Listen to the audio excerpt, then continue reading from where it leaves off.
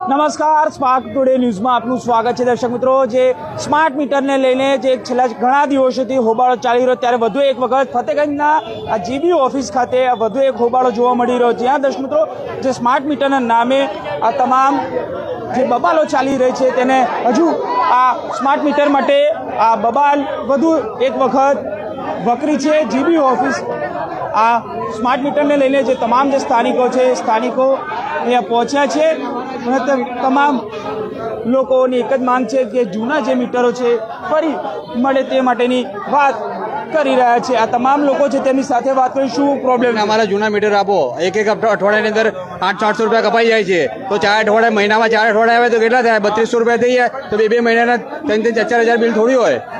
એસી without એસી શું માનો છો આ સ્માર્ટ મીટરમાં ખાલી લૂંટવાના ધંધા છે? લાગે છે, હોઈ શકે છે એવું। આપ શું કહેશો? સાહેબ, અમે દરેક વખત એડવાન્સમાં ઓનલાઈન નરેન્દ્ર મોદી સરકાર એટલી સારી સિસ્ટમ કરી કે ઓનલાઈન અમે પેમેન્ટ કરતા હતા, એડવાન્સ કરતા હતા, બરાબર। અત્યારે આ સાહેબનું પેમેન્ટ એડવાન્સ જમા છે તોય બંધ છે। અમારી એપ્લિકેશન ચાલુ નહીં થઈ, 2 દિવસ થયા મીટર લગાવ્યા, ડાયરેક્ટ કાપી નાખ્યું, ઘરે પેશન્ટ છે। અત્યારે ભરીને પણ કે અમુક લોકોને કહે છે કે 24 કલાક પછી ચાલુ થઈશું, તો અમને આ નહીં જોઈએ સ્માર્ટ મીટર। મહેરબાની કરીને અત્યારે ચાલુ કરો, પછી તમે સિસ્ટમ બનાવો। એમના પોતાનું જીબીનું મીટર નથી સ્માર્ટ મીટર, એમના ત્યાં પણ મીટર પહેલાં એમના ત્યાં લગાવો, પછી અમારા ઘરે બધા તડપી રહ્યા છે આટલી ગરમીમાં। મહેરબાની કરીને ચાલુ કરો। 900 તો એક જ ફતેગંજમાં જેટલા મીટર એમને લગાવ્યા બધામાં કપાઈ ગયા છે ને કોઈ જાણ નથી। મારી એપ્લિકેશન ચાલુ છે, મેં ભરવા માંગુ છું, પણ એપ્લિકેશન ચાલુ નથી, કેવી રીતે?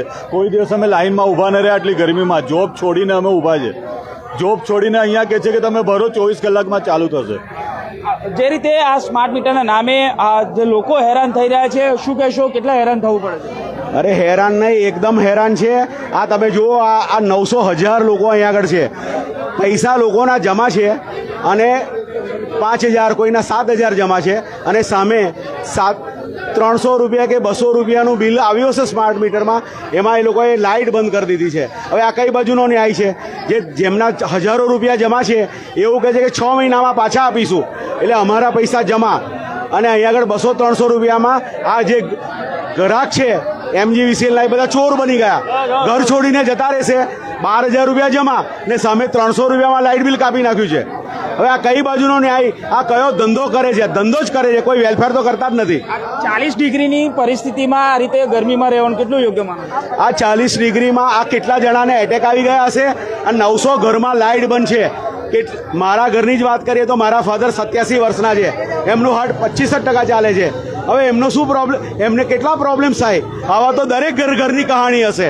આ તમે જેટલા માણસો અહીંયા પૂછો ઊભા છે એમને પૂછશો તો દરેકની આવી કહાણી હશે। આ એકદમ ઇનસેન્સિટિવ, કોઈ પણ જાતની સંવેદનશીલતા વગરનું તંત્ર છે, નગરોળ છે। 1.5 કલાકથી વાતો કરે છે, ઉપરથી કરે છે, કશું થતું નથી। સાવ હંબક કામ છે, સાવ હંબક। જૂના મીટર હતા તો સારું હતું, જૂના મીટર જ સારા, કારણ કે અમે તો એડવાન્સમાં જે દાખલા તરીકે 5,000 બિલ આવતું હતું તો અમે સામે 10,000 બિલ ભરી દેતા હતા, એટલે અમારે 4 મહિના પછી જ ભરવાનો વારો આવતો હતો। અમે તો એડવાન્સ જ ભરતા હતા। મારી જિંદગીમાં ક્યારે લાઇટ નથી કપાઈ, અને મારા પૈસા જમા છે તેમ છતાં પણ લાઇટ કપાઈ ગઈ છે। This is what nonsense.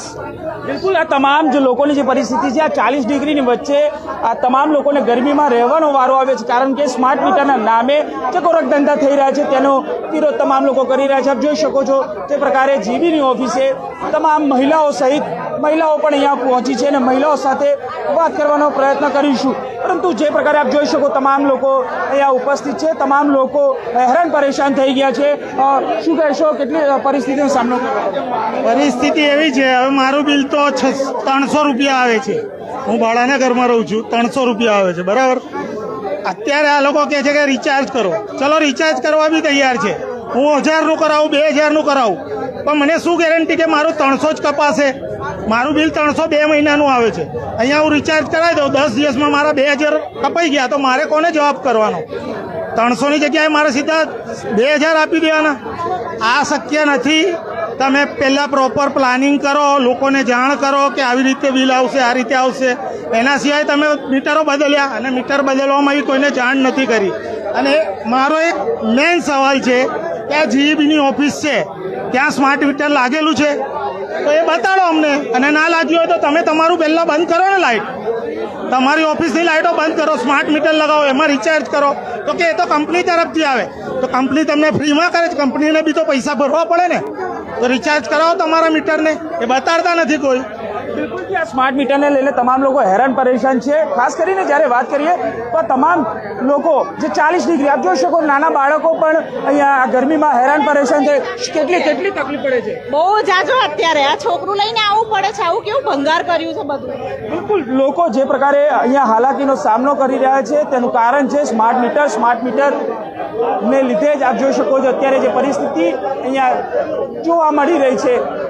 Police પણ અત્યારે અહીંયા આવી પહોંચી છે, પરંતુ જે પ્રકારે આ લોકોને હાલાકીનો સામનો કરવો પડી રહ્યો છે, લોકો અહીંયા જીબીની ઓફિસે છેલ્લા ઘણા દિવસોથી વાત કરવામાં આવે તો અલકાપુરી, અકોટા તમામ જીબીની ઓફિસે હોબાળો જોવા મળતો, ત્યારે વધુ એક વખત ફતેગંજ જીબીની ઓફિસે આ હોબાળો જોવા મળે. તેનું મુખ્ય કારણ છે કે લોકોને જે આ રિચાર્જના નામે તેઓનું વીજ જોડાણ કાપી નાખવામાં આવે છે અને લોકો હેરાન પરેશાન થઈ ચૂક્યા છે. જોઈ શકો છો કે મારા કેમેરામેનને કહીશ કે જે દ્રશ્યો આ જે પ્રકારે અહીંયા સામે આવી રહ્યા છે, લોકો અહીંયા હેરાન પરેશાન થઈ ચૂક્યા છે અને જીબીની ઓફિસે 500થી વધારે લોકોનું ટોળું અહીંયા ઉપસ્થિત છે. જે પ્રકારે લોકોની લાઈન અહીંયા જોવા મળી રહી છે, હલ્લાબોલ લોકો કરી રહ્યા છે. સ્માર્ટ મીટરના નામે લોકોને ત્યાં મીટર લગાડ્યા, પરંતુ જે પ્રકારે લોકોને જે વીજ મળવું જોઈએ, જે કે વીજળી મળવી જોઈએ, એ વીજળી નથી મળતી અને તેઓનું રિચાર્જ કપાઈ જાય છે, એટલે કે વીજ જોડાણ કપાઈ જાય છે તેવી વાત સામે આવી રહી છે. અને તેને લઈને આ તમામ જે નાગરિકો છે ફતેગંજ ઓફિસ ને આ જીબીની ઓફિસ છે ત્યાં પહોંચ્યા છે. હવે આ સ્માર્ટ મીટરના નામે, સ્માર્ટ સિટી બનાવવાના નામે જે પ્રકારે લોકો સાથે છેતરપિંડી થઈ રહી છે તેનો જવાબદાર વ્યક્તિ કોણ, જોવાનું રહ્યું કે આ તમામ લોકોને ક્યારે ન્યાય મળે છે. કેમેરામેન ગૌતમની સાથે Surat Solanki, spark today news, Vadodara.